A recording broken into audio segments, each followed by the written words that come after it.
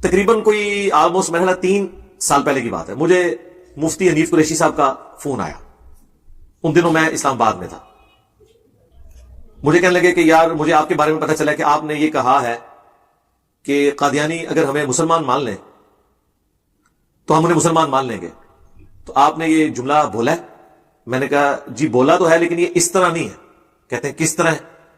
میں نے کہا یہ میں دعوت کا سلیقہ سکھا رہا تھا، تعلیق بالمحال. اب چونکہ وہ منطق کے امام ہیں بریلویوں میں، انہیں پتا ہے یہ ٹرم کا کیا مطلب ہے. تعلیق بالمحال یعنی مثال دینا اس چیز کی جو محال ہے. جیسے قرآن نے کہا قل ان کان للرحمن ولد فانا اول العابدین، اے نبی تم فرماؤ کہ اگر اللہ کا کوئی بیٹا ہوتا تو میں اسے پوچھ رہا ہوتا. اب یہ بات اللہ کو کرنے کی کیا ضرورت تھی، اور حضور سے کہلوانے کی، جبکہ اللہ کہہ چکا ہے لم یلد ولم یولد. اس کا کتوں کو بنتا تھا، یعنی انورٹڈ کامہ میں. ہم پہ غیر مسلم اعتراض کریں گے تو ہم انہیں بتائیں گے اسے کہا جاتا ہے تعلیق بالمحال. عربی میں یہ قاعدہ ہے کہ کسی بات کو سمجھانے کے لیے ایک ایسی بات فرض کی جائے جو امپاسبل ہے، تو اس سے پھر دوسری بات کو ثابت کر دیا جائے.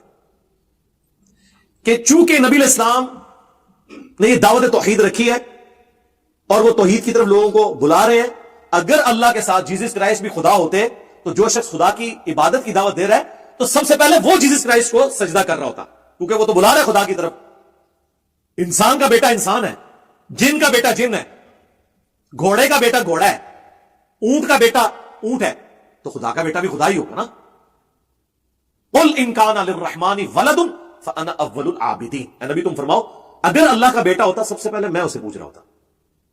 اب آپ کہیں اللہ کو کیا ضرورت تھی مثال دینے کی، سرکار دی نا. پھر تو یہ ہمارے لیے ایک پریسیڈنٹ سیٹ ہو گیا کہ دعوت کی طرف بلانے کے لیے ایک چیز یہ بھی ہوتی ہے. اس کی دوسری مثال ہے سورۃ الاعراف میں کہ کافر اور منافق اس وقت تک جنت میں داخل نہیں ہوں گے جب تک کہ سوئی کے ناکے سے اونٹ نہ گزر جائے. یعنی عرب میں یہ مثال دی جاتی تھی نا، کسی چیز کو کہا جانا ایسے ہو ہی نہیں سکتا تو کہا جاتا تھا گویا سوئی کے ناکے سے اونٹ گزارنے کے مترادف ہے. تو ظاہر سوئی کے ناکے سے اونٹ تو نہیں گزر سکتا، اور اللہ نے یہ مثال یوز کی کہ جس طرح سوئی کے ناکے سے اونٹ نہیں گزر سکتا، کافر اور منافق بھی جنت میں نہیں جا سکتے. آپ کوئی کہے کہ اللہ تعالیٰ بھی نہیں گزار سکتا، تو ہم کیا کہیں گے؟ نہیں گزار سکتا ہے. وہ کہیں گے اس کا تو مطلب ہے پھر اللہ تعالیٰ قیامت کے دن سوئی کے ناکے سے اونٹ گزارے گا، شرط پوری کر لے گا، پھر اونٹ بھی جنت میں چلا جائے گا. اونٹ سامو منو کہتے ہو نا علی بھائی ایسی گالی نہیں کرنی چاہیے کہ بھائی کلیریفیکیشن دینی پہ. سرکار قرآن میں ہزاروں باتیں ایسی ہیں جس کی کلیریفیکیشن ہمیں دینی پڑتی ہے، اس لیے نہیں کہ قرآن میں کمزوری ہے، اس لیے کہ آپ کے دماغ میں فطور ہے. تو جب قرآن کی ہمیں کلیریفیکیشن دینی پڑ رہی ہے اللہ کی کتاب کی، سرکار اسی تو شاہی کوئی نہیں. ٹھیک ہے، تو ہم کیا کہیں گے؟ او یار اللہ یہ نہیں بتانا چاہ رہا، اللہ تمہارے فزیکل ورلڈ کی بات کر رہا تھا. یہی کہیں گے نا، اسے کہا جاتا ہے تعلیق بالمحال. اس میں نے قادیانیوں کو یہ کہا تھا، جب میرے پاس کچھ قادیانی آئے انہوں نے کہا کہ جی مطلب پہلے تو ڈر رہے تھے آتے ہوئے کہ یہاں پہ لوگ کیا کہ میں نے کہا یار یہاں سارے لوگ آتے ہیں، آپ آئیں بات کریں، ہم آپ کو بتائیں گے آپ کو کیا کیا دھوکے دیے گئے. وہ بات چلتے چلتے نا میں نے کہا یار دیکھو اب یہ جو تماشا ہے کہ تم لوگ کہہ رہے ہو کہ ہمیں کافر کہہ کے باہر نکال دیا، تو تم لوگ بھی تو کافر کہہ رہے ہو نا ساروں کو. کہنے لگے نہیں علی بھائی ہم تو آپ کو کافر نہیں سمجھتے. میں نے کہا واہ، یہ بات اپنے کسی مربی سے لکھوا کے لے آؤ نا تو ٹھیک ہے، ہم بھی آپ سے کفر کا فتویٰ اٹھا لیں گے. ٹائم قیامت تک جائے، ہاں ٹائم قیامت تک جائے. آج سرکار اس گل بھی میرا خیال ہے 10 سال گزر چکے ہیں، وہ گئے جو واپس نیچے مڑ کے آئے. کیوں؟ یہ میں نے بات کیوں رکھی تھی تعلیق بالمحال، کیونکہ اگر کوئی شخص مجھے یہ کہے کہ تم غلام احمد قادیانی کو دجال مانو تب بھی تم مسلمان ہو، تو اس کا مطلب یہ ہے کہ غلام احمد قادیانی نبی نہیں ہے، کیونکہ نبی کا انکار کرنے والا مسلمان ہو ہی نہیں سکتا. یہ اسی طریقے سے میں آپ کو یہ کہوں کہ تم نبی علیہ السلام کو اللہ کا پیغمبر نہ بھی مانو تب بھی تم ہمارے مسلمان بھائی ہو، یہ ہو سکتا ہے؟ تو یہ میں نے ان کو تعلیق بالمحال والی بات کی تھی کہ اگر تم یہ لکھوا کے لے آؤ اگر اللہ کا کوئی بیٹا ہوتا تو میں عبادت کرتا. بیٹا نہیں ہے، عبادت نہیں ہے، چونکہ تم لوگ ہمیں مسلمان مان ہی نہیں سکتے کیونکہ تم اس دجال کو پیغمبر کلیم کیے ہوئے ہو. اور اگر میں اس کو دجال کہتے ہوئے مسلمان ہوں نا تو اس کا مطلب ہے کہ وہ پیغمبر نہیں ہے. سمجھ آ گیا آپ کو بات؟ میں نے اب یہ پوری بات حنیف قریشی صاحب کے سامنے تو خیر اتنی لمبی تو نہیں رکھی، مجھے تو پتا ہے وہ منطق جانتے ہیں. میں نے کہا جی میں نے تعلیق بالمحال کے طور پہ بات کی تھی. اچھا وہ تو نہیں صاحب وہ تو ٹھیک ہے، انہوں نے دوسری بات ہی نہیں کی، اس لیے کہ انہیں پتا تھا کہ یہ علم الکلام میں اس طریقے سے چیزیں ہوتی ہیں، اور یہ ہم نے دعوت کا ایک سٹائل سکھایا ہے کہ قادیانی جب آپ کے اوپر چڑھ دوڑے آپ ان کے سامنے یہ بات رکھیں، کیونکہ وہ مظلوم بنتے ہیں نا. جی ہمیں سارے کافر کہتے ہیں، ہم تعداد میں بھی دیکھیں کم ہے، قرآن کہتا ہے کہ اکثریت جو ہے گمراہ ہے، تو دیکھیں باقی سارے کثرت میں ہم سب سے تھوڑے ہیں.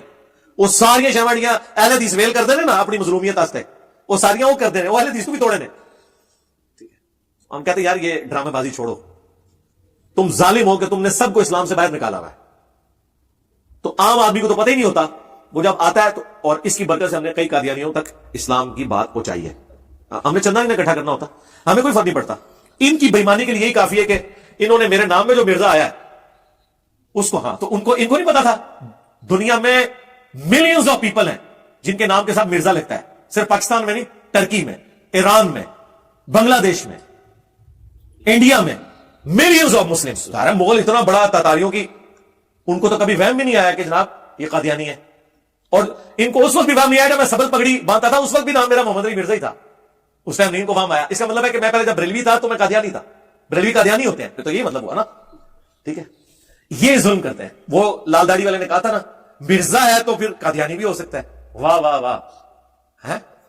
تو یہ باتیں اس وقت کی جاتی ہیں جب آپ کا علمی ذرائع ختم ہو جائے. بھئی ہم سے بھی پوچھو. تو یہ پوائنٹس کو پکڑ کے تو جان بوجھ کے تو مجھے بتائیں, مجھے قادیانی کہنے سے ہزاروں لوگ ان کے فرقوں کو چھوڑ کر سمپل مسلم ضرور ہوئے ہیں, ہمیں چھوڑ کے کوئی نہیں گیا جو ہم سے شروع سے اٹیچ ہو. ایک تو یہ ہے نا, وہ جس طرح سورہ آل عمران میں آتا ہے کہ صبح کے وقت ایمان لے آؤ, شام کو کفر کر دینا تاکہ نبی کے ساتھ ہی ان کو چھوڑ دیں. وہ تو فتح مکہ پہ کتنے لوگ ایمان ہوئے جو مرتد ہو گئے بعد میں, ابھی ایمان کے دلوں میں غصہ نہیں تھا نا. نہیں, جو شروع سے ساتھ ہوں. اب ظاہر میں نبی اسلام کے ریفرنس سے مثال دوں گا نا, اب یہ نہ کہ آپ اپنی جگہ ان کو رکھ رہے ہیں. یہ بھی کسی نے اعتراض کیا جی جناب یہ کہتا ہے جناب یہ حقچار یار نے میرے سے انڈرسٹینڈ اسلام مسلم اونلی. یار اردو زبان میں جب یہ محاورہ بولا جاتا تھا یہ فلاں فلاں کا غار یار ہے, یار غار ہے, وہ میری کہاں پہ ٹانگ گئی. اچھا, تو جب یہ بولا جاتا تھا کہ یہ فلاں جو ہے وہ یار غار ہے, اس وقت کسی نے نہیں کہا کہ اچھا اچھا اچھا اس کو تم نبی مان رہے ہو, اس کو ابو بکر مان رہے ہو. یہ اردو ڈکشنری ہے نا محاورہ, فلاں فلاں کا یار غار ہے. واہ, اس ٹائم تو تھوڑے دماغ کدے نہیں تھوڑی رگ بھڑکی. میں جو کہہ دیا کہ میرے لیے یہ حقچار یار ہیں جنہوں نے میرے ہاتھ مضبوط کیے, تو وہ ان سے مثالیں دینے شروع کر دی. مثال تو ظاہر ہم نے اپنے بڑوں کی دینی ہے نا, ہم نے اب آپ کے بڑوں کی مثالیں تو نہیں دینی نا, ہمارے بڑے تو وہی ہیں صحابہ اور اہل بیت, ہم نے تو ان سے ہی مثالیں دینی ہیں. تو ہم سے بھی پوچھ لیں کہ شریف فتویٰ بیان کرنے سے پہلے اصول کھڑا کریں, پھر جناب ہمارے والے کریں, پھر ہم تو بعد میں آئیں گے اس فتوے کی گرفت میں. پہلے تھوڑے نا جو کچھ اسی کریں گے نا, وہ تسی سوچ بھی نہیں سکتے کہ کچھ کریں گے تھوڑے نا.